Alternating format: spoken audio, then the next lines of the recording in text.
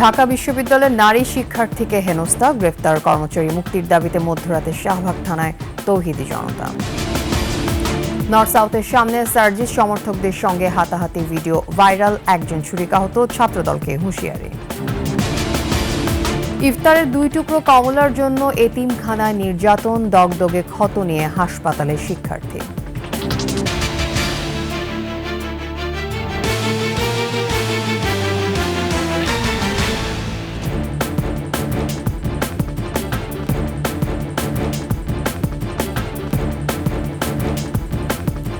শুনছিলেন সংবাদ শিরোনাম। আমন্ত্রণ 21 সংবাদে, আপনাদের সাথে থাকছে আমি তাসলিমা আফিফা।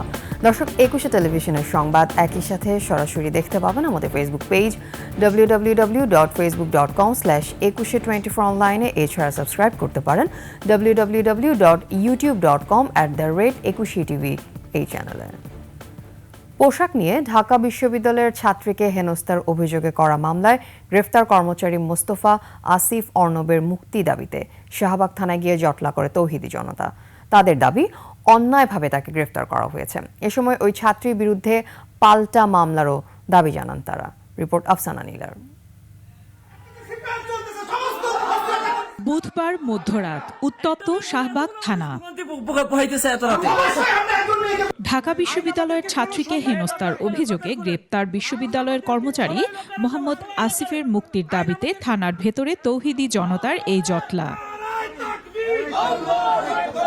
আমরা শুধু একটাই বিষয় চাই, তাকে নিঃশর্ত মুক্তি দিতে হবে, সসম্মানে নিঃশর্ত মুক্তি দিতে হবে, ওই মেয়েটাকে ক্ষমা প্রার্থনা করতে হবে। এ সময় আসামির মুক্তির দাবির পাশাপাশি মামলাকারী ছাত্রীকে শাহবাগী উল্লেখ করে উল্টো তার বিরুদ্ধেই মামলার দাবি তোলেন তারা। এই থানা এবং এই শাহবাগীরা, এদের বোঝা উচিত যে এরা সারা বাংলাদেশের বিরুদ্ধে দাঁড়ায় আছে। এরা যদি চায় যে সারা বাংলাদেশ এখানে ছুটে আসুক, সেই পর্যন্ত অপেক্ষা করবে, তাহলে এরা অপেক্ষা করতে পারে। বিক্ষোভকারীরা জানান, অন্যায়ভাবে বিশ্ববিদ্যালয়ের এই কর্মচারীকে গ্রেপ্তার করা হয়েছে, জোর করে আদায় করা হয়েছে স্বীকারোক্তি। যৌন হয়রানির মতো কিছুই উনি করেন নাই। তার বিরুদ্ধে ইফটিজিংয়ের অভিযোগ আনা হয়েছে, তিনি কোনো ইফটিজিং করেন নাই। তিনি অত্যন্ত ভদ্র ভাষায় শালীনভাবে সেই মেয়েকে বলছেন যে আপনি ওড়না পরলে ভালো হতো বা আপনার বোরখা পরলে ভালো হতো। এ সময় গ্রেপ্তার হওয়া আসিফের ভিডিও ধারণ করেন তারা।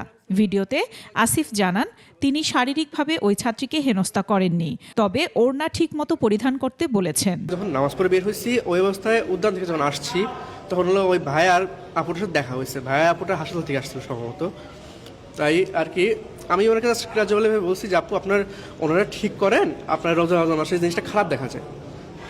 এই জিনিসটার কারণে আমি বলছি ওনাকে হ্যারাস করছি। এর আগে হেনস্থার শিকার ছাত্রী ফেসবুকে জানান, পোশাক ও পর্দা করা নিয়ে উগ্র মন্তব্য করেন আসিফ। বিশ্ববিদ্যালয় কর্তৃপক্ষ ও শাহবাগ থানার পুলিশ জানিয়েছেন, প্রাথমিক জিজ্ঞাসাবাদে ছাত্রী হেনস্থার কথা স্বীকার করেছে আসিফ। তার নামে নারী ও শিশু নির্যাতন আইনে মামলা হয়েছে। অন্যদিকে প্রকাশ্যে ধূমপান নিষিদ্ধের দাবিতে রাজধানীর লালমাটিয়ায় বিক্ষোভ ও মশাল মিছিল করেছেন শতাধিক নারী। তবে নারীদের ধূমপানের বিষয়েই আপত্তি তোলেন অংশগ্রহণকারীরা। বিক্ষোভকারীরা সারা দেশে মাদক নিষিদ্ধেরও দাবি জানান। আফসানা নীলা, 21 টেলিভিশন, ঢাকা। জাতীয় নাগরিক পার্টি এনসিপির মুখ্য সংগঠক সার্জিস আলম রাজধানীর বসুন্ধরা আবাসিক এলাকায় যাওয়াকে কেন্দ্র করে বাকবিতণ্ডার একটি ভিডিও ফেসবুকে ভাইরাল হয়েছে। বুধবার রাতে নর্থ সাউথ ইউনিভার্সিটির সামনে গেলে সার্জিসকে লক্ষ্য করে স্লোগান দেয় একদল ছাত্র। এরপরই উত্তপ্ত বাক্য বিনিময় ও হাতাহাতি। এতে এক শিক্ষার্থী ছুরিকাঘাতে আহত হন। ঘটনা ছাত্রদলকেও হুঁশিয়ারি দিয়েছেন Sarjis. Yusuf Hasan নাইমের report.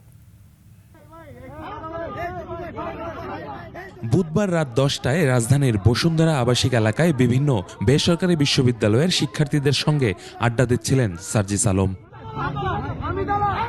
North south বিশ্ববিদ্যালয়ের সামনে গেলে অন্তত 15 জন তরুণ হঠাৎ অন্য পাশ থেকে সার্জিসকে লক্ষ্য করে বিভিন্ন স্লোগান দিতে শুরু করেন। এক পর্যায়ে সার্জিসের সঙ্গে থাকা শিক্ষার্থীরা এগিয়ে গেলে দুই পক্ষের মধ্যে উত্তপ্ত বাক্য বিনিময় হয়, শুরু হয় হাতাহাতি। এক পর্যায়ে ঘটনাস্থল ছাড়েন সার্জিস আলম। ঘটনায় মুশতাক তাহমিদ নামে এক শিক্ষার্থী ছুরিকাঘাতের শিকার হন। আহত শিক্ষার্থীকে পিঠে ও মাথায় আঘাত করা হয়। পরে তাকে উদ্ধার করে ঢাকা মেডিকেল কলেজ হাসপাতালে নেওয়া হয়। রাতে সার্জিস আলম ফেসবুকে দাবি করেন এ ঘটনায় নর্থ সাউথের সাবেক শিক্ষার্থী শাকিল নামে ছাত্রদলের একজন নেতা জড়িত। তিনি বলেন উদ্দেশ্য প্রণোদিতভাবে বিব্রতকর পরিস্থিতি তৈরির জন্য এমনটা করা হয়েছে। পোস্টে ছাত্রদলের উদ্দেশ্যে হুঁশিয়ারিও দেন সার্জিস। ইউসুফ হাসান নাইম, 21 টেলিভিশন। ইফতারে বেঁচে যাওয়া 2 টুকরো কমলা খেয়েছিল কিশোর সাগর, আর তাতেই ভীষণ রাগ হয় শিক্ষকের। হাত পা বেঁধে বেধড়ক পিটান তাকে। ঝিনাইদহ সদর উপজেলার মথুরাপুর আদর্শ এতিমখানায় ঘটেছে এমন নির্যাতনের ঘটনা। সাগর বর্তমানে হাসপাতালে, আর অভিযুক্ত শিক্ষক ইমরান হাওলাদার পলাতক। ঝিনাইদহ প্রতিনিধি এম রায়হানের তথ্যচিত্রে ডেস্ক রিপোর্ট। দগদগে ক্ষতচিহ্ন নিয়ে হাসপাতালে যন্ত্রণায় কাতরাচ্ছেন কিশোর সাগর হোসেন। স্বজনরা জানায়, সোমবার মথুরাপুর আদর্শ এতিমখানায় ইফতারের পর 2 টুকরা কমলা লেবু বেঁচে যায়। রাতে সাগর তা খেয়ে ফেলে। এই অপরাধে রাতে তাকে দড়ি দিয়ে হাত পা বেঁধে লাঠি দিয়ে বেধড়ক পিটান শিক্ষক ইমরান হাওলাদার। এতে সাগর অসুস্থ হয়ে পড়লে সকালে স্থানীয়রা স্বজনদের খবর দেয়। স্বজনরা তাকে উদ্ধার করে হাসপাতালে ভর্তি করে। ছেলের এমন অবস্থা দেখে শোকে স্তব্ধ মা। আমার ছেলের মেরেছে, ইর বিশ্বাস চাই আমি, বাইন্দে মেরেছে, ডাল দিয়ে মেরেছে, মেহগনি ডাল দিয়ে মেরেছে, আর স্কার্ফ দিয়ে মেরেছে। ঘটনার পর থেকে পলাতক অভিযুক্ত শিক্ষক ইমরান। তাকে দ্রুত গ্রেফতারের দাবি স্থানীয়দের। চোরের অপবাদ দিয়ে অমানসিকভাবে মনে করেন যে বেঁধে রশি দিয়ে বেঁধে স্টাম্প দিয়ে মেরেছে। একজন শিক্ষক ছাত্রকে এভাবে মারা কোনো রকমই যায় না। ছেলে ফেলে মানুষ ছেলে ফেলে না বুঝতে পারে একটা জিনিস খেয়ে ফেলে তার মারতে হবে নাকি? তার আইনগত ব্যবস্থা নেওয়া হবে বলে জানালেন এতিমখানা কর্তৃপক্ষ। ইতিপূর্বে এমন কোনো ঘটনা এই মাদ্রাসায় ঘটেনি, এটাই প্রথম, এবং এর বিরুদ্ধে আমরা তাৎক্ষণিক ডিসিশন নিয়েছি যে তাকে বরখাস্ত করা হয়েছে সঙ্গে সঙ্গেই। অভিযোগ পেলে দ্রুতই ব্যবস্থা নেওয়ার আশ্বাস পুলিশেরও। এখন পর্যন্ত আমার কাছে এই কোনো অভিযোগ আসে নাই। যদি ভুক্তভোগী আমাদের কাছে অভিযোগ করে তা আমরা আইনগত ব্যবস্থা নেব। নির্যাতিত সাগর হোসেন গত 5 বছর ধরে এতিমখানায় আছেন, পড়ছেন 10ম শ্রেণীতে। এর আগেও একাধিক শিক্ষার্থীকে নির্যাতন করার অভিযোগ রয়েছে শিক্ষক ইমরানের বিরুদ্ধে। মহিমা পলি, ডেস্ক রিপোর্ট, 21 টেলিভিশন। রাজধানীর গাবতলী শাহী মসজিদের পাশের বস্তিতে আগুনের ঘটনা ঘটেছে। ফায়ার সার্ভিস বলছে বুধবার গভীর রাত 3:08 আগুনের সূত্রপাত হয়। ফায়ার সার্ভিসের 8টি ইউনিটের প্রচেষ্টায় রাত 4:30টার পর আগুন নিয়ন্ত্রণে আসে। এতে শতাধিক ঘর পুড়ে গেছে। তবে আগুনের সূত্রপাত, ক্ষয়ক্ষতি এবং হতাহতের বিষয়ে কোনো তথ্য জানা যায়নি।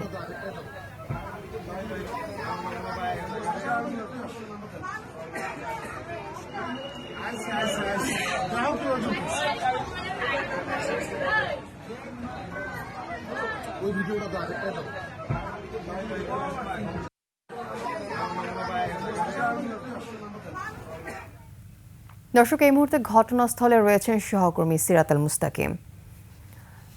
সিরাত, আগুনে বস্তির ক্ষয়ক্ষতি কেমন দেখছেন এবং কিসে থেকে আগুনের সূত্রপাত তা জানতে পেরেছেন কি? আমাদেরকে জানান।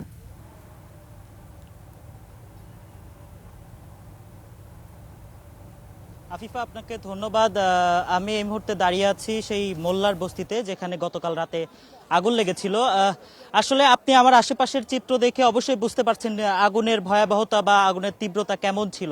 এই আগুনের তীব্রতায় কিন্তু পুরোপুরি এই বস্তি সহ আশেপাশের প্রায় 2টি বস্তি কিন্তু পুরোপুরিভাবে পুড়ে গিয়েছে, এবং এখানে কিন্তু প্রায় 100টির মতো ঘর কিন্তু পুড়ে গিয়েছে। এবং আশেপাশের অবস্থা দেখতে পাচ্ছেন, কোনো কিছুই আসলে বেঁচে নেই, সবকিছুই কিন্তু পুড়ে ছারখার হয়ে গিয়েছে। এবং গতকাল রাতে আনুমানিক প্রায় 3টার কিছু আগে কিন্তু এই আগুনের সূত্রপাতটি হয়, এবং সেই আগুন নেভাতে নেভাতে কিন্তু প্রায় 4:30 বেজে যায়। এবং প্রথম ইউনিটটি আসে 3:10 দিকে, এবং তারপরে কিন্তু একে একে প্রায় 8টি ফায়ার সার্ভিসের ইউনিট এসে কিন্তু সেই আগুন নিয়ন্ত্রণে আনে।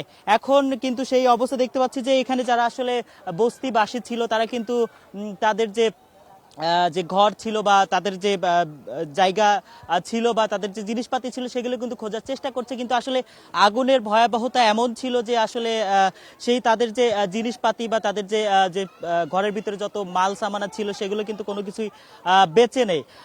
আমি একটু জানিয়ে রাখতে চাই, ঠিক এই বস্তিটির পাশেই কিন্তু একটি বাসের গ্যারেজ ছিল, সেই গ্যারেজের একটি রুম থেকেই কিন্তু আগুনটি লাগে বলে সন্দেহ করছেন এখানকার বস্তিবাসী। এবং এই আগুনে কিন্তু প্রায় অনেকগুলো দোকানে পুড়ে গিয়েছে এবং যে বাস কাউন্টারের যে বাস, সেই দুটি বাসই কিন্তু আমরা দেখেছি যে আগুনে পুড়ে গিয়েছে।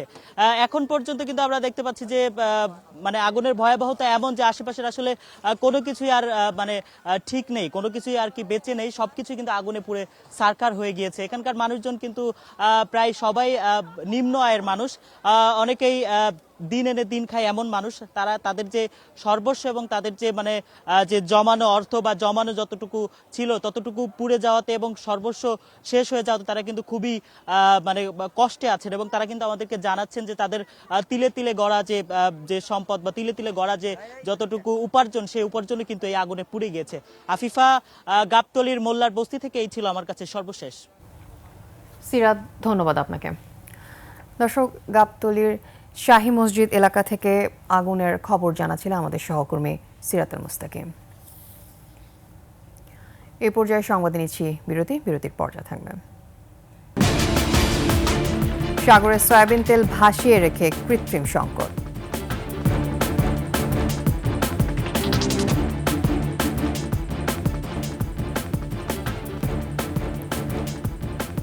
আপনারা দেখছেন ২১ সংবাদ।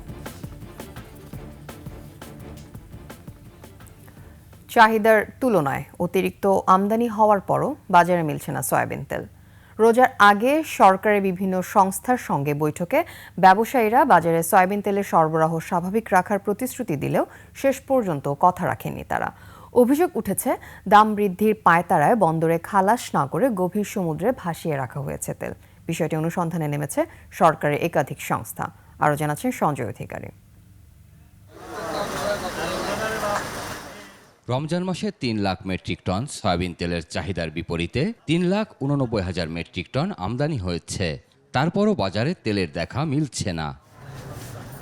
গত সোমবার বাণিজ্য উপদেষ্টা অভিযোগ করেন, দাম বাড়ানোর পাইতারাই বড় 4টি আমদানিকারক বাজারে তেল সরবরাহ কমিয়ে দিয়েছে। তারা হয়তো চাচ্ছে, যারা হচ্ছে নিশ্চয়ই, তাতে কোনো সন্দেহ নেই, কিন্তু আমরা সেইটা ঘটতে দিতে চাই না। আমাদের পরিশ্রমের উদ্দেশ্যটা হচ্ছে যে আমরা দাম বাড়াতে দিতে চাই না। এনবিআরের তথ্য মতে জানুয়ারি মাসে ১,১৭,০০০ টন সয়াবিন তেল আমদানি হয়েছে, যা গত 6 বছরে মাসিক ভিত্তিতে সর্বোচ্চ। আর গত 2 সপ্তাহে টিকে গ্রুপ ৪৩,০০০ টন, মেঘনা গ্রুপ ৫০,০০০ টন এবং সিটি গ্রুপ ২৬,০০০ টন সয়াবিন তেল আমদানি করেছে। এর বাইরে অন্যান্য কোম্পানি ১১,০০০ টন সয়াবিন তেল আমদানি করেছে। এরপরও ক্রেতারা চাহিদা অনুযায়ী সয়াবিন তেল পাচ্ছেন না। ভোক্তা অধিদপ্তরের মহাপরিচালক বলেন, সরকারকে দেয়া কথা রাখেননি ব্যবসায়ীরা, ফলে বাজারে সয়াবিন তেলের কৃত্রিম সংকট তৈরি হয়েছে। ব্যবসায়ীর সাথে মিটিংয়ের উদ্দেশ্য ছিল যাতে রমজানে মানুষ পণ্যটা সহজে পায়। সেদিন ওনারা প্রকাশ্যে কথা দিয়েছেন যে 25 তারিখ থেকে 26 তারিখের মধ্যে এখানে বাজারে সব সয়াবিন তেল অ্যাভেলেবেল থাকবে, কিন্তু বাস্তবে আজ পর্যন্ত এই ক্রাইসিসটা আছে। এটাকে আমরা বলতে পারি ওনারা কথা দিয়ে কথা রাখেননি। এদিকে অভিযোগ উঠেছে, আমদানি করা তেল চট্টগ্রাম বন্দরের বহির্নোঙরে ভাসিয়ে রাখা হয়েছে। এছাড়া বিভিন্ন গোডাউনেও বিপুল পরিমাণ সয়াবিন তেল মজুদ রয়েছে। সব মিলিয়ে তেল সংকটের কারণ অনুসন্ধানে 7 সদস্যের কমিটি করেছে ভোক্তা অধিদপ্তর। তাদের যে পুরনো যে ইল্ড প্র্যাকটিসগুলা সেগুলাতে তারা পরিবর্তিত হয়ে গেছে, এটা মনে করা হলে এটা ভুল হবে। পুরো আমদানির পর্যায় থেকে আমাদের এই বিপণন পর্যন্ত কি কি কারণ জড়িত আছে এবং কি কি স্টেপগুলো আছে, সেখানে কোথায় কোথায় ডিসরাপশন আছে, এই ওরা যদি প্রতিবেদন দেয় তখন আমি ওটা দেখে যেটা সঠিক এটা আপনাদেরকে জানাতে। দোষীদের শাস্তির আওতায় আনা হবে উল্লেখ করে ব্যবসায়ীদের মনোভাব পরিবর্তনেরও তাগিদ দেন তিনি। ব্যবসায়িক সংস্কৃতি এরও আমূল পরিবর্তন দরকার। সঞ্জয় অধিকারী, 21 টেলিভিশন, ঢাকা। প্রতি রাতে শত কোটি টাকার চেয়ে বেশি কেনাবেচা হয় রাজধানীর কারওয়ান বাজারে। এত বিশাল অঙ্কের লেনদেনের মধ্যে ক্ষুদ্র ক্ষুদ্র বিক্রেতা যেমন আছেন, তেমনি আছেন অতি অল্প টাকায় সবজি বহনকারীরাও। রাতভর কাজ করার পর বাজারে সেহরি সারেন শ্রমজীবী এইসব মানুষ। মোহাম্মদ হাফিজুরের ক্যামেরায় রিপোর্ট তৌহিদুর রহমানের। দেশের অন্যতম বড় পাইকারি বাজার কারওয়ান বাজার। এই বাজারে রাত দিন 24 ঘন্টায় কেনাবেচা হয়। রাত 8টার পর থেকে নানা পদের সবজি, কাঁচামরিচ, আলুসহ খাদ্যপণ্যবাহী ট্রাক থেকে মাল খালাসের অন্যরকম প্রতিযোগিতায় ব্যস্ত ভ্যান চালকরা। 1000 টাকা যে টিপটা তখন মারতাম, এখনও ওই টিপটা ধরেন 1100 টাকা হয়েছে, কিন্তু তেলের দাম কিন্তু আমাদের লিটারে প্রায় 30 টাকা বাইরে গেছে। আড়তদারদের কোটি টাকার ব্যবসার সাথে এখানে অসংখ্য দিন মজুর রয়েছেন, যারা সারা রাত কাজ করেও সামান্য টাকা আয় করতে পারেন। ও 900-800 এরকম হবে, আমার একটু কম হয়, আমরা কম টানতে পারি। এ যেমন মুয়াজ্জেম সারা রাত রাস্তায় ঘুরে ঘুরে কফি বিক্রি করেন, কেউ পান বিক্রি করে সংসার চালিয়ে যাচ্ছেন, কেউ আবার সারা রাত ধরে পরোটা বানাচ্ছেন। সব মিলিয়ে এক অন্যরকম আবহ কাজ করে কারওয়ান বাজারে। নাই মারছে কানামা বেশ ভালো, যতটুকু হয় এতটুকু আমাদের চলতে হয়। আর কায় নাই বেচা কিনা বলতাম নাকি, অনেক কোনো মতন দিন দেয় আর কোনো নয় 300 টাকা, কোনোদিন 250 টাকা, কোনোদিন 400 টাকা। সবজি সহ বিভিন্ন পণ্য মাথায় বহন করে সামান্য টাকায় বছরের পর বছর সংসার চালিয়ে যাচ্ছেন এসব নিম্ন আয়ের মানুষ। এদের মধ্যে কেউ কেউ 20 বছর ধরেই এই কাজ করে যাচ্ছেন। সেহরিও কারওয়ান বাজারের হোটেলে করেন তারা। কাজ করতে অনেক কষ্ট হয়ে যায়, না ইনকাম পারে না, ইনকাম তো আগের দেই। ব্যবসা হয়েছে রাত 10টা থেকে শুরু, দিনের 10টা থেকে শেষ। ব্যক্তি, সমাজ কিংবা রাষ্ট্র এসব খেটে খাওয়া মানুষের জন্য আরও একটু নজর দিলে হয়তো তাদের কষ্ট কিছুটা হলেও কমতে পারে বলে মনে করেন তারা।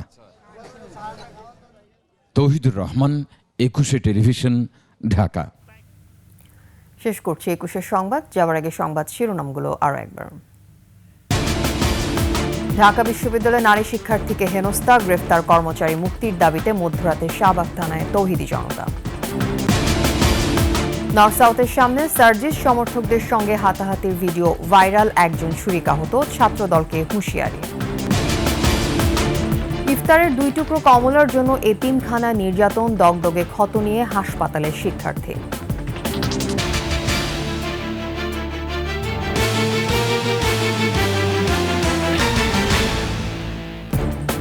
সর্বশেষ খবর জানতে ডায়াল করুন 2021 নম্বরে, ভিজিট করুন 21-tv.com এই ওয়েবসাইটে। এছাড়া ফেসবুকে লগ ইন করতে পারেন www.facebook.com/2124 অনলাইনে। এছাড়া সাবস্ক্রাইব করতে পারেন www.youtube.com/21tv এই চ্যানেলে। এতক্ষণ সাথে থাকার জন্য ধন্যবাদ। আমাদের পরবর্তী সংবাদ বেলা 11টা দেখার আমন্ত্রণ রইল। 21-এর সাথে।